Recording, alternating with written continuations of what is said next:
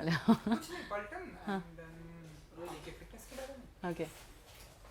Okay, तो सोनल जी सबसे पहले कॉन्ग्रेचुलेशन पलटन को लेकर, अच्छा बहुत ही अच्छा रिस्पांस मिल रहा है एंड थैंक यू। ट्रेलर लोगों को बहुत ही पसंद आ रहा है। तो आप बताइए कि क्या फीलिंग होती है जब कोई भी फिल्म आने से पहले ट्रेलर इतना अच्छा होता है और लोगों को पसंद आता है।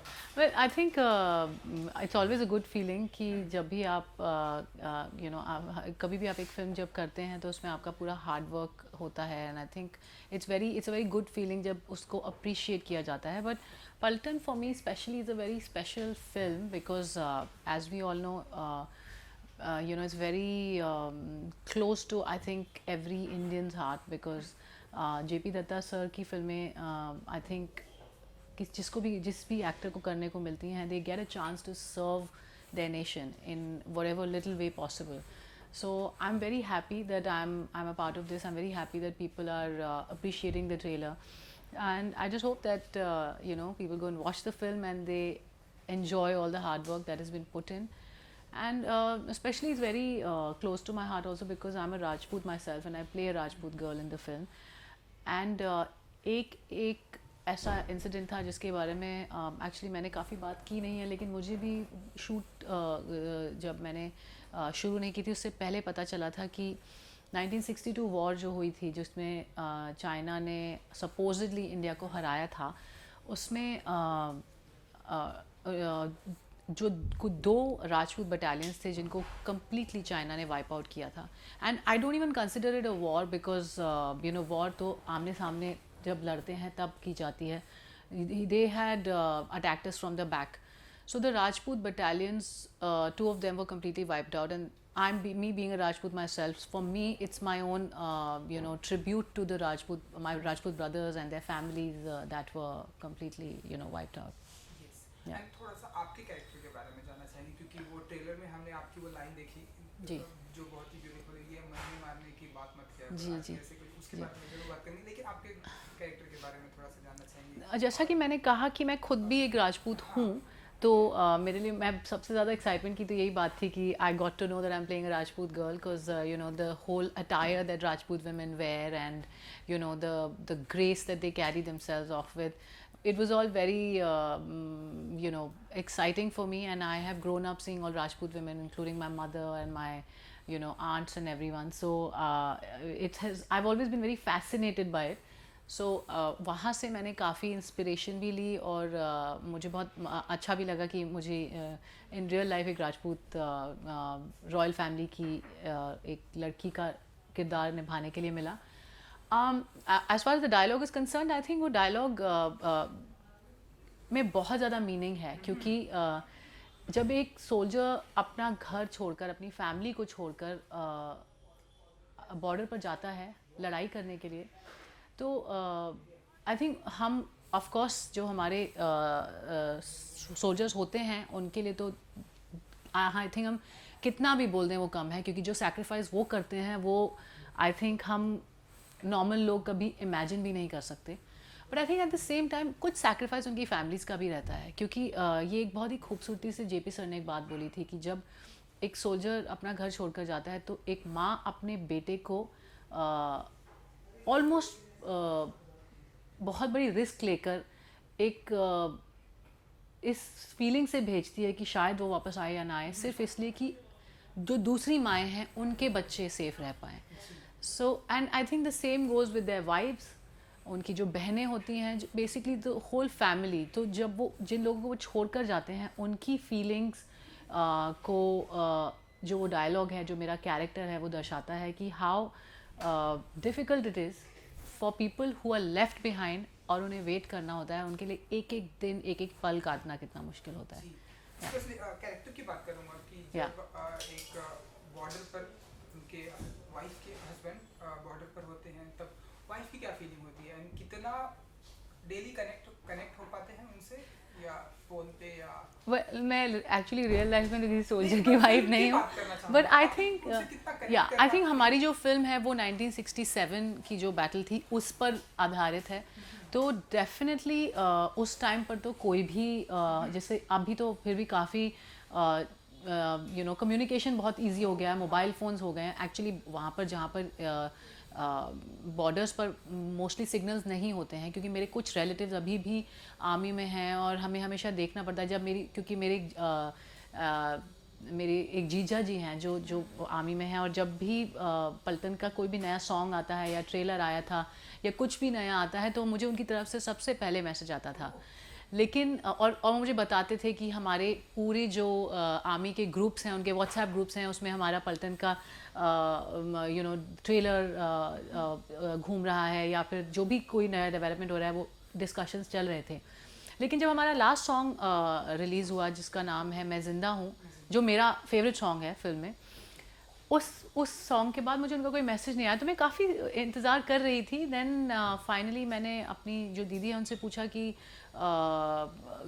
उनका कोई मैसेज नहीं आया, मैं उनको भेजना चाहती हूँ, तो या तो उन्होंने शायद देखा नहीं होगा, बिज़ी होंगे, मैं उन्हें देखती हूँ। तो उन्होंने मुझे बताया नहीं, अभी वो आई थिंक पिछले 10 दिन से एक ऐसी रेंज में है जहाँ पर कोई नेटवर्क नहीं है। So you know, being my grandfather was also a freedom fighter, तो ये चीज़ें जब बहुत ही हमें करीब से देखने को मिलती हैं तो आई थिंक हम उससे और ज़्यादा कनेक्ट कर पाते हैं। I know that my sister, she is very, I mean, she obviously when her husband goes away, their kids are not happy, their kids, they're innocent, so they just miss their father.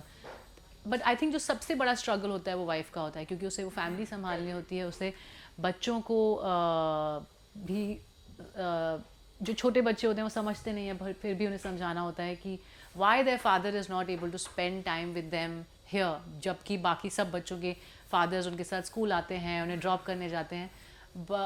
And कभी कभी बच्चों को शायद ये भी लगता है कि इज़ माई फादर दिस, मेरे पापा क्या मुझे इतना प्यार नहीं करते, बट एक्चुअली वो माँ को समझाना पड़ता है कि आपके फादर जो हैं वो रियल हीरो हैं, क्योंकि वो सबकी सेफ्टी के लिए वहाँ पर हैं। सो आई थिंक उस समय ये सुविधाएं उपलब्ध नहीं थी, तो आई थिंक और भी डिफ़िकल्ट होता था, सिर्फ लेटर्स में ही उनकी बातें होती थी। And I can only imagine कि उस एक लेटर के लिए वो कितनी बेसब्री से इंतज़ार करती होंगी। ओके, आपने वो आपके जीजा जी की बात बताई, बहुत ही अच्छा लगा कि बॉर्डर पर भी सब इतना अपडेट रहते हैं, और खास करके के लिए। जी, आपकी मॉम का क्या फीडबैक था जब मेरी मॉम ट्रेलर देखा? हाँ, ये जब गाने, एक्चुअली मेरी मॉम तो मेरी जो भी चीज़ देखती हैं वो उन्हें अच्छा ही लगता है। I think it's a mother's love कि उन्हें अपने बच्चे का किया हुआ कोई भी काम बुरा नहीं लगता। But she was obviously, my whole family was very excited. वो लोग काफ़ी टाइम से वेट कर रहे थे to just see what I am looking like in that पोशाक, जो राजस्थानी राजपूत पोशाक होती है। सो थोड़े ग्लिम्पसेस मिले हैं देखने के लिए, and they are very happy. Of course then I shared some pictures with them जो हमने सेट पे खींची थी। So they are very happy and excited. या चलिए, ओके, मैं जेपी दत्ता की बात करना चाहूँगा। जब उनकी बॉर्डर आई थी, जी, I don't know, oh my god, जी, हम सब। तो आप बताइए कि बॉर्डर देखकर क्या फीलिंग थी आपकी, एंड तब आपने जब भी पहली बार देखा होगा, एक्चुअली मैंने बॉर्डर पलटन ऐसी मूवी, मैंने बॉर्डर बहुत बाद में देखी थी ऑफ कोर्स, लेकिन नाउ आई कैन से कि बॉर्डर के जितने भी सॉन्ग्स हैं वो मेरे फेवरेट सॉन्ग्स हैं। मतलब अब आई थिंक हमें उनका मीनिंग समझ आता है। एंड अभी भी जब मैं संदेश से आते हैं सुनती हूँ तो I really get tears in my eyes, I get goose bumps, because the way even जो हमारी पलटन का सॉन्ग है मैं ज़िंदा हूँ, जो बाकी भी गाने जो भी जिस हिसाब से जावेद साहब ने लिखे हैं, आई थिंक वो एक जो इमोशन है, वो एक जो फीलिंग है, वो जावेद साहब के अलावा और कोई हमारे सॉन्ग्स में ला ही नहीं सकता था। But coming back to Border, I think it is one of the finest war films that has been made, and now it's Paltan, and now it's अब आप लोगों के ऊपर है। Please go and watch it, and I am sure that you will not be disappointed, because it is made with a lot of hard work and a lot of sweat. जब भी आपने border देखी तो आपने सोचा था कि एक दिन पलटन मैं भी करूँगी इस तरह की? नहीं, एक्चुअली मैंने कभी भी नहीं सोचा था, क्योंकि जब हम ऐसी फिल्में देखते हैं तो आई थिंक हम सब कुछ भूल जाते हैं कि हम एक्टर हैं या हमारा प्रोफेशन क्या है, और काश मुझे ये करने को मिले, क्योंकि इस तरीके की फिल्में जब आप देखते हैं तो सिर्फ एक ही आपके अंदर फीलिंग होती है, एंड दैट इज़ आपकी पेट्रियाटिज़म की, देशभक्ति की, कि हम कितना ग्रांटेड लेते हैं अपने फ्रीडम को। एंड सिर्फ जब इंडिपेंडेंस डे आता है या स्वतंत्रता दिवस या रिपब्लिक डे आता है, सिर्फ तभी हम उनको उन सैनिकों को याद करते हैं, बट वो every day for them, every day they are there just to protect us, leaving their families behind. So that is the only feeling that I get every time I watch Border, या मैं उनके जब मैं उसके गाने सुनती हूँ. And I can't really thank JP sir enough for making such films. और मुझे लगता है कि ऐसी फिल्में और ज़्यादा बननी चाहिए ताकि हम अप्रिशिएट कर पाएँ कि वो लोग हमारे लिए क्या कितने सैक्रिफाइसेस करते हैं. आई विश कि ऐसी फिल्में और बने और सारी फिल्मों में Sonal I hope so. Okay, Kerala में जो प्रॉब्लम हुई जी. देखो उसके बारे में आप लोगों ने भी काफी सपोर्ट जी. किया, आप सोनू जी, मैं जी. अगर कुछ बता सके आप लोग. आई थिंक इट्स वेरी सैड, लेकिन ये एक ऐसी चीज़ है जिसमें हम सिर्फ यही कह सकते हैं कि nature is very very powerful, and we are really messing with the environment, and that is why, you know, these natural disasters are happening so often now. I think we just need to not disturb nature, and just like keep things as natural as possible, because I think this is all global warming, and this is because of all the trees and, you know, that we are chopping off. I mean, it's basically a very ये एक reaction है जो हम काफ़ी time से जो हम damage कर रहे हैं उसका ये एक रिएक्शन है, और ये एवरी नाउ एंड देन बहुत जल्दी जल्दी हो रही हैं ये चीज़ें. So I think we just need to protect the mother earth. या एंड इसके अलावा फिटनेस की ढेर सारी बातें होती हैं. जब फिटनेस की बात होती है आपका नाम भी आता है कि काफ़ी फिट रहती हैं. मैं तो जब से आपको देख रहा हूँ आप ऐसे कैसे और फिट के फिट, तो आप बताइए कि क्या क्या करती हैं आप फिट रहने के लिए. सोनल जी का फिटनेस क्या मंत्र है? वेल मेरा फिटनेस मंत्रा बहुत ही सिंपल है कि कभी भी आपको अपने आप को स्टार्व नहीं करना चाहिए. Don't starve your self, just eat everything, but eat right, eat healthy, and work out. And workout can be in any form. You can go for a swim, you can go for a run, maybe hit the gym, or do some yoga, or just dance, but just be physically active. Yeah. And shooting के दौरान का कोई ऐसा वाकया जो आप share कर सके जब यू एंड सोनू ऐसे कोई ऐसा experience? Oh yeah, we used to work out together all the time. हम लोग I think रोज़ कभी कभी 2-2, 3-3 घंटे के लिए भी वर्कआउट करते थे. एंड सोनू के तो सभी जानते हैं कि he is so fit. So you know, he would always give all of us tips about how to, you know, like he always has some new kind of exercises that he used to help us with. So I think that used to be the highlight of our day, where we used to go and work out and have a blast in the gym. जी. Yeah. जाते जाते अगर आप हमें वो dialogue एक की अगर सुना सके, ये वो मरने वाले के बाद जो कि मुझे बहुत ही अच्छा लगा और लोगों को बहुत पसंद आया. Okay. आप ये मरने और मारने की, okay, आप ये मरने और मारने की बातें मत करो.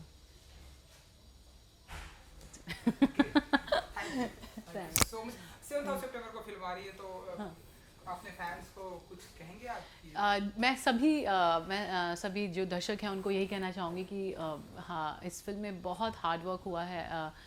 स्पेशली जो हमारे फिल्म के एक्टर्स हैं, उन्होंने बहुत ही एक्सट्रीम कंडीशंस में, जब वो लोग लेह लद्दाख में शूट कर रहे थे, वहाँ पर शूट किया है. और हमारे जो असली जवान हैं जो बॉर्डर पर थे, उन्होंने भी इस फिल्म में अपना खून और पसीना लगाया है. So please don't let it go to waste, and please go and watch the movie on 7th September. Thank you. हाँ, फिर मुझसे मांगेंगे कि तू रात हाँ, इनको मैं रोज जाती हूँ लेना, और फिर what do you think is my digital team? I think I just need to do a little. No problem, I'll take it later then. It's okay. Because after my interview, I usually forget to take pictures. I'll remind इसको रात को 12 बजे आके remind करती हूँ.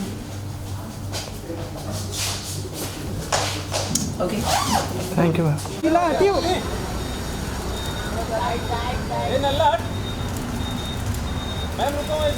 उधर उधर उधर मैम, यहाँ पे आ जाओ. वहाँ पे लाइट नहीं है. इधर आ जाओ. तो पीछे आओ, सब पीछे आओ, सब पीछे आओ. पीछे वाले थोड़ा जोर. अरे तो काय स्माइल. मैम लोग क्या? इधर इधर. मैम लोग क्या? मैम यार. मैम लोग क्या? Okay. मैम इधर. अरे हुआ नहीं प्रॉपर. रोनल 1 सेकंड मॅम बरोबर वन आहे रोनल ए भैया चाचा जरा थांब चाचा आ गया भाती क्या क्या मैम 1 सेकंड 1 सेकंड थोड़ा आगे ए जरा थांब ना